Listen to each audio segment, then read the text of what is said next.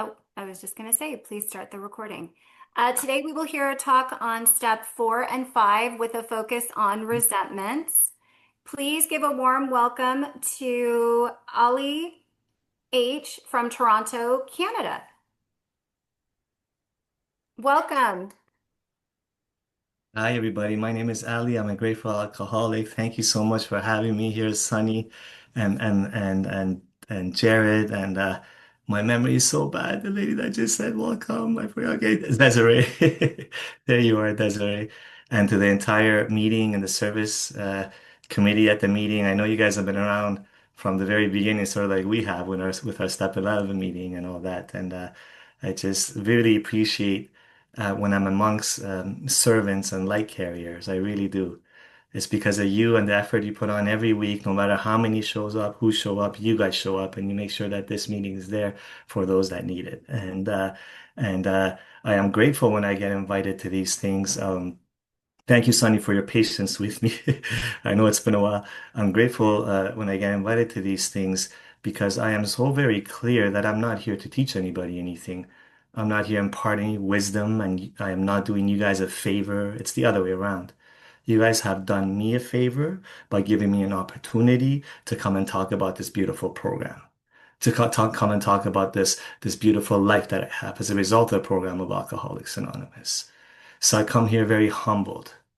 I come here realizing that all I'm gonna do for the next few minutes, whatever it is disrobe in front of you, let you see the gash in the armor and the wounds in the psyche and the bleeding heart. Because from my experience, that's where God shines through. He shines through the brokenness. I need to be Rumi. I love Rumi. A couple of lines in a Rumi poem. He says, "Travel the lover's path." When he says path, Rumi writes about, he used to 700 years ago, write about divine love and his love affair with God. And he was a Sufi, and Sufis believe that God is everything and everywhere, and God is love. So he says, travel the lover's path with humility, with truth and humility.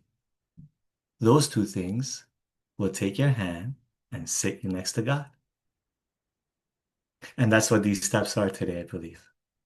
The steps that introduce someone, a broken soul like me, an ugly person inside out, couldn't stay sober 2 days for 24 hours for about 2 years before I met you guys. Ugly, unlovable, unemployed.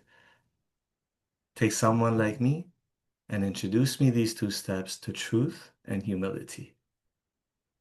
See, because my entire life, I blame the outside for what happened to me.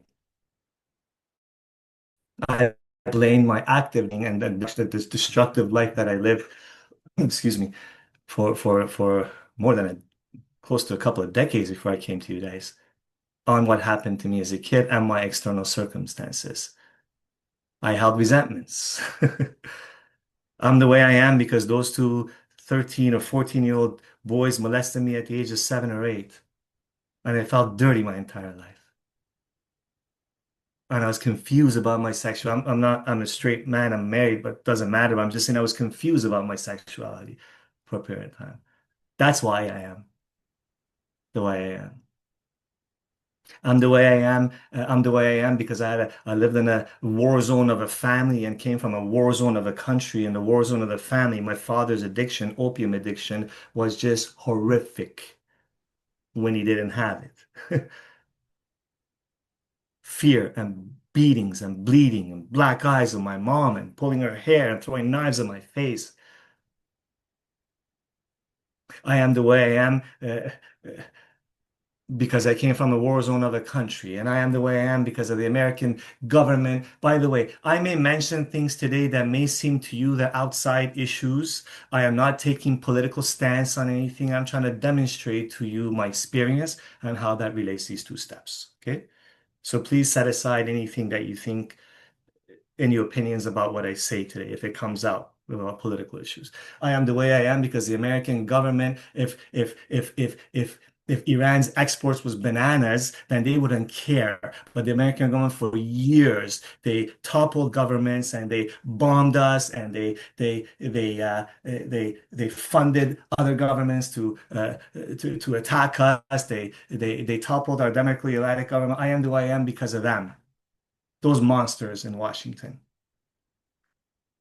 I am the way I am. What? Check this out. By the mullahs in Iran, the current government for the last 40 years, because they came to power and they promised the world, yet they continued to do incomprehensible, demoralizing things to everybody that I know of in the name of God. I am the way I am because of you. I am the way I am because when I came to Canada at the age of 10, people beat me up. I was in a neighborhood that wasn't very diverse, made fun of me, beat me up. I was afraid all the time. I am the way I am. I am the way I am in a prison of my mind, dying, can't distinguish the truth from the false.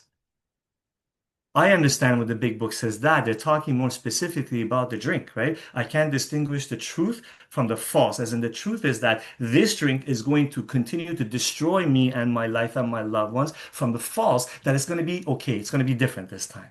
I get what they're saying, but on a deep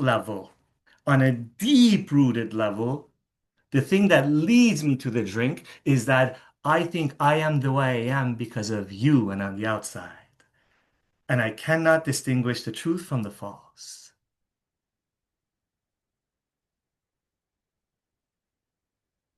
The gate, I'm in a prison. The gate is wide open with the keys inside of it, and I'm sitting there crying that of the woes of my life, and I can't believe I'm in this prison and what's happening to me. Get up and walk away, man.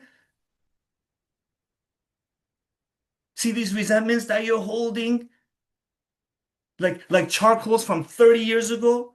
Though, how long was it now? I'm 49, so I was seven. So 42 years ago, those boys molested you.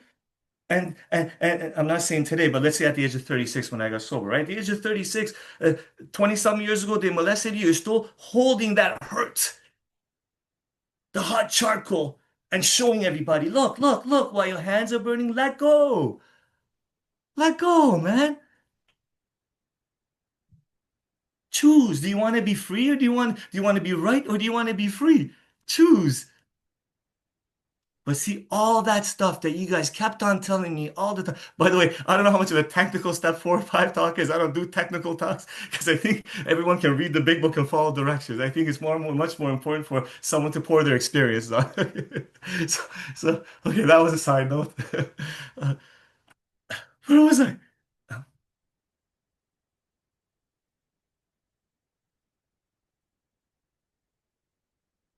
The, those two boys. Those two boys. Oh, all the intellectual things. That these things are just moral and philosophical convictions galore that you told me, that I was taught, that I read in self-help books, but I could not practice them. They wouldn't connect from my head to my heart. So I get that they did the best they could from what they had. Let me look at my mistakes. Let me look where I've been selfish, dishonest, self-seeking, or frightened. The big book says, after we first finish the first 3 columns, the big book says, well, now we look at it from an entirely different angle. We go back to the list for it holds the key to our future.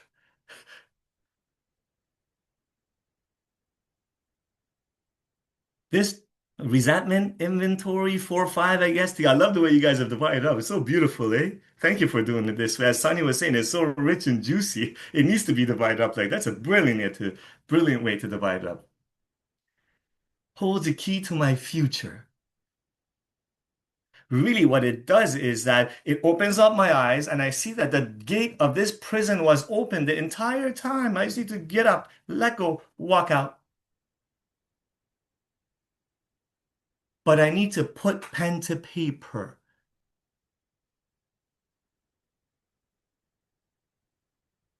I need to pray and ask God to show me every time before I'm writing, God, can you please, thank you, God, for showing me some truth here. Can you please move this resentment from me, this anger from me, and show me where I've been selfish, and please allow me to give this person that I'm resentful towards the same tolerance, empathy, and that I would cheerfully grant a sick friend. Would you please allow me to do that, God? Because I don't want to be right anymore. I've been right my entire life and I've been dying. I want to be free.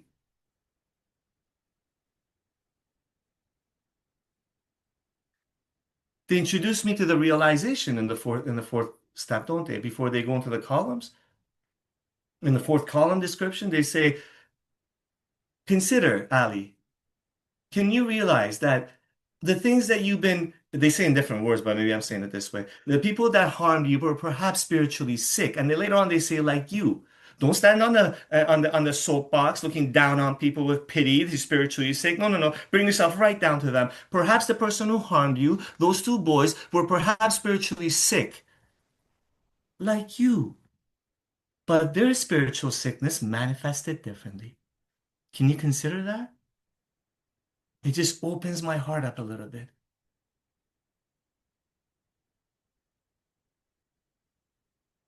I go to the fourth column. I do the third column. I'm not going to go into it. I go to the fourth column. What are my mistakes?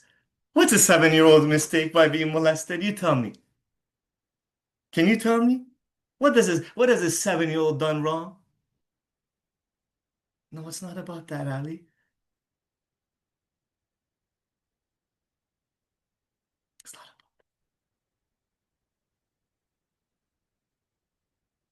Today, today, at the age of 36, back when I got sober, I did that inventory. At the age of 36, I'm still carrying around what happened to me 20 something years ago. And I'm allowing it to affect relationships in my life negatively. I'm carrying it into other romantic relationships, and that poison, I'm allowing it to flow into other people's souls and lives and reacting in certain ways and being mean and cruel at times. Can you consider that? Yeah, I could do that. Those two boys, sure, they should be punished. Should, would, could, whatever, man. Do you want to be free? Yeah.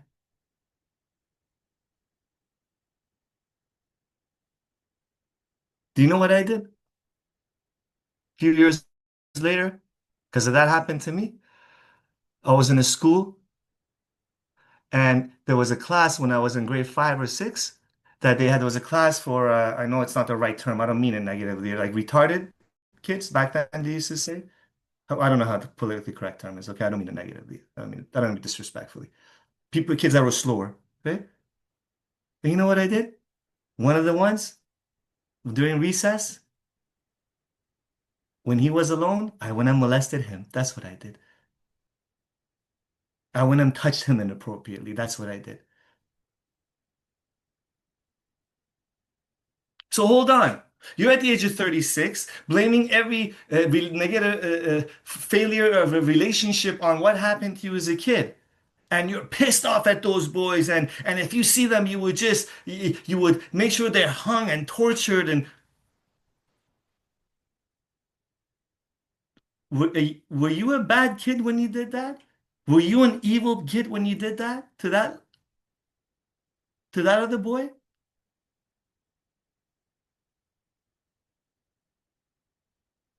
Well, no. I just I just don't even know why. I just did what was done to me.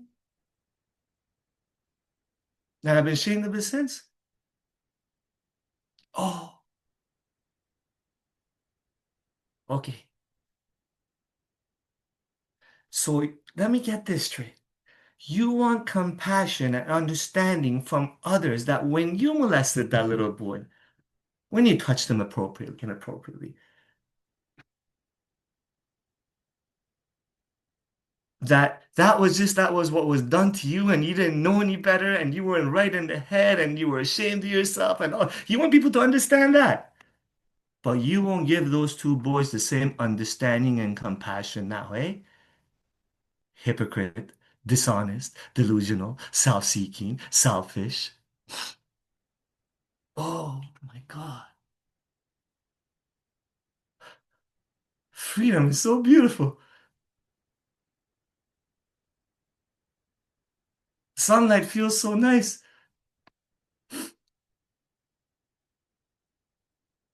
I haven't found that boy to make amends to him, by the way.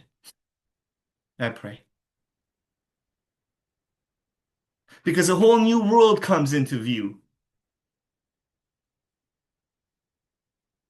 There's another book, there's another many teachers, I mean, there's another, the Bible, I think, right? Doesn't Jesus, I'm not Christian, I'm just saying, doesn't Jesus say, seek the truth and the truth set you free or something like that? Lots of paths say that. We say that. The truth sets me free. The second column is a lie. By the time I get to the fourth column and I share that with another human being, the truth sets me free because it's between me, that human being, and God. Another person who had that experience, or even if they didn't have that experience, they were awakened and they could ask me questions and they were awakened enough that in such a sensitive subject, be gentle with me when I was telling them in the fifth. That's important too. Not force it. Understand that it's on God's time. If I don't get it this time around, it's okay. I'll be writing many, many, many fourths and fifths because a business that takes no regular inventory usually goes broke. That's what the big book says. They were gentle with me. And then he shared his experiences. By the way, 95%, I know a lot of people in AA. I've listened to a bunch of fifth steps. I know a lot of elders that I appreciate, and they've told me they've listened to a bunch of fifth steps. 95% of the men in Alcoholics Anonymous, from my experience and knowledge, have had some kind of experience like that. He shared his experience with me in a fifth step. My dark cranny of the past that I was going to take to the grave with me and die. Actually, by the time I take it to the grave, I would bury everything that's worthwhile and means anything in my life, including my relationships, including my serenity and peace and others around me, and my sobriety because of this. He shared it with me, and I felt like I'm no longer alone. And I'm not that ugly, and I'm not that deformed.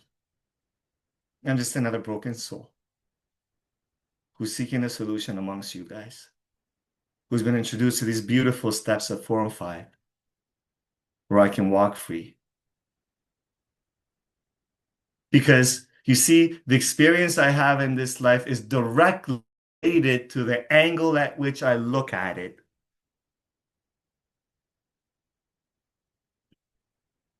That's it. There are many truths. Pick one that doesn't destroy you. Pick one. When I say there are many truths, I mean there's many ways to look at it, and everybody thinks they're looking at their truth. That's what I mean. Like, I'm not talking about philosophical sense. For me, the one truth is love and God is love. I get that. But like, there are many points of view. And the fifth step and the fourth step in the resentment inventory in the fourth column and sharing with another human, what it does is it opens up my little bird's eye view, and then I see a universe of truth and God. It is like a spiritual mirror that I get to see me. What's been blocking me is my judgment, my hypocrisy, my self-centeredness, delusion, dishonest. Me. Nothing to do with what happens to me, what the outside is, and what the outside does, and me. Me. Beautiful steps there. The first real action steps. The resentment inventory is the first real action steps. Like 4 or 5, right? But the whole entire 4 and 5. Yeah, the entire 4 and 5. Probably don't talk about him. I always talk about him. Many of people, sorry, many of the friends that I see, friendly faces on this call. I love you all. Thank you for your kindness and being here. Many of you heard me talk about my father, but it's so important to me. I hated him. I blamed him again at the age of 36, back when I got sober, for every failure in my life. I explained to you a little bit what he was like. Call him one, dad. Call him two. He beat us, beat my mom, terrorized us. He's an addict. He's a hypocrite. He's cruel.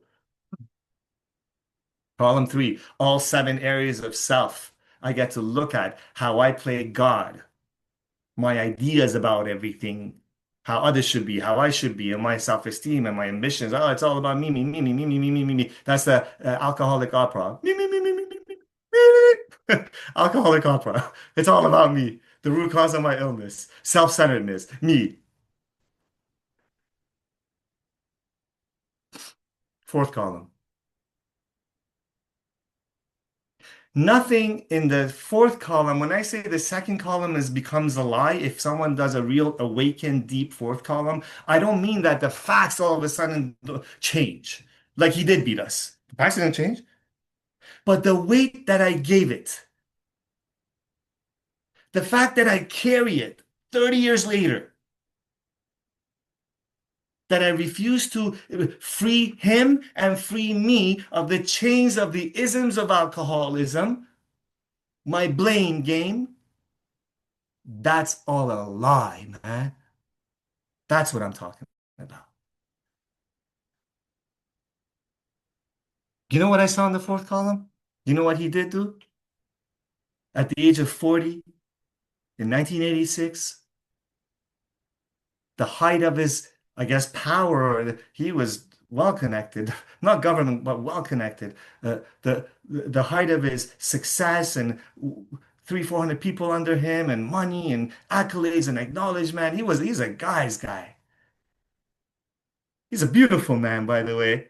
It's funny how you change the way you look at things and the things you look at change. That same father is a beautiful man, eh? I saw that he left everything that was near and dear to his heart. He just left everything, including his addiction. He risked not having opium in Canada because he was an opium addict back in Iran. He left everything and took us, me, my mom, my sister, 5 years younger than me, my sister. I was 10 years old, brought us all the way across the ocean to a new land to give us a better life in the ways he thought that we deserve. And we didn't we brought money, uh, but he didn't know, like he couldn't speak English. He didn't know what he was going to do. He was afraid we were going to have to spend it. Like the first month, we didn't even know how to get a apartment. There was no Iranians here back then, 40 years ago, very few.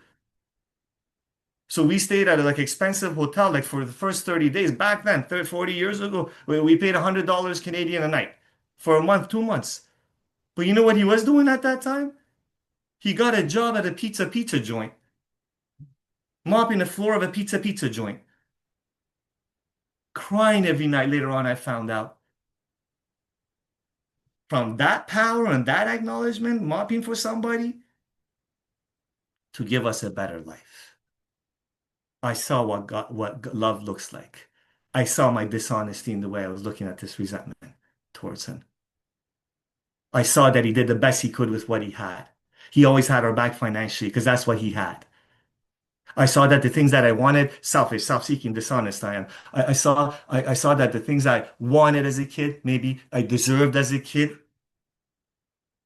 it's not that he didn't want to give them to me. He didn't have to give them to me. You know why? Because it was never given to him to give to me. How delusional, dishonest that is?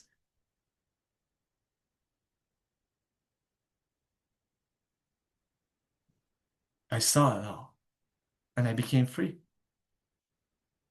And today I get to take care of that man in his Alzheimer's. Me and my mom are the caregivers. He's in a hospital now for the last little while. couple of nights ago, I was there and the nurse was standing. It's an amazing unit. I'm so grateful for our healthcare system in Canada. It's just amazing everything. It's just the other nurses were busy and I went to visit him at night and then she's like, "Can you help me shower him?" Yeah, for sure I can. We were showering him and I don't know how many times I've bathed him. I got into a shower with him while he sold himself and he was scared. So he's praying, "Thank you, God, for allowing me to be of service to my dad." He doesn't recognize anybody but my mom, and sometimes he forgets my mom. But he recognizes every single time with a big smile. Me. He recognizes me every single time. "I love you, son," he says. He doesn't remember my sister. Nobody. Do you know why? Because of you. Because of these two steps. And the steps that follow them. I made my amends and everything, right? Because of this program. It's God's light that shines through the cracks that allows that old man with Alzheimer's, confused most of the time, to recognize some truth and peace and love and safety in it as I walk into the room. And I kiss his forehead. "Hey, Dad."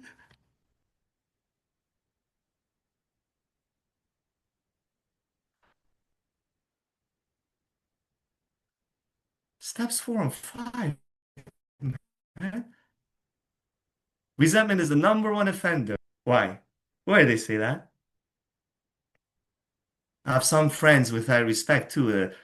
They sort of throw in sometimes. "I disagree. I think that is a number one offender. Loneliness is number one offender." Okay. Resentment is a number one offender. Why? Because if God is everything, then God is in you and in me and in that poor lady on the park bench and in that murderer and serving life in jail.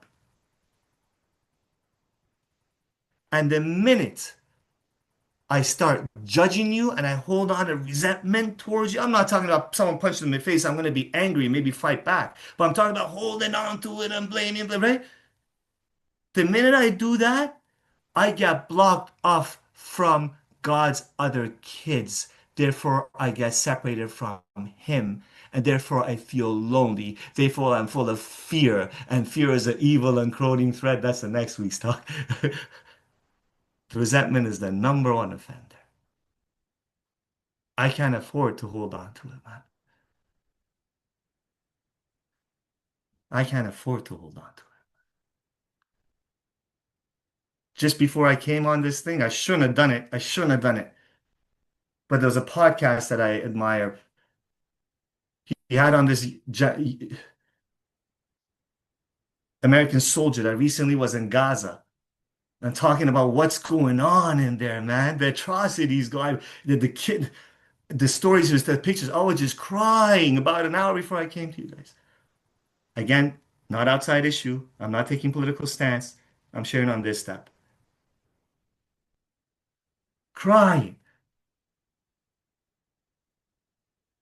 And I'm praying, asking God to shine His light on all sides.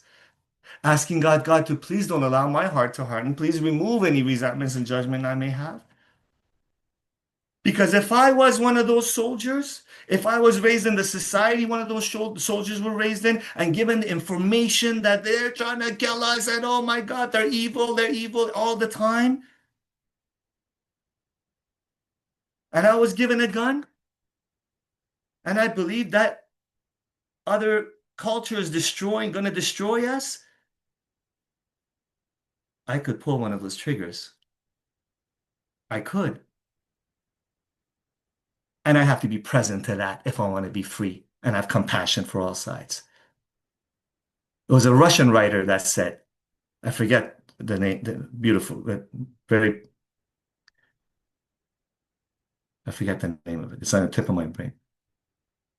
Russian poet or novelist, something like this. The line between good and evil, it's not drawn on maps or on passports. It goes down in human heart. This is so much deeper than not drinking. This is a love story with God and with his kids. And what I got to do, I'm not a politician. I pray regarding that situation and I try to be kind. And the ripple effects of love comes from me.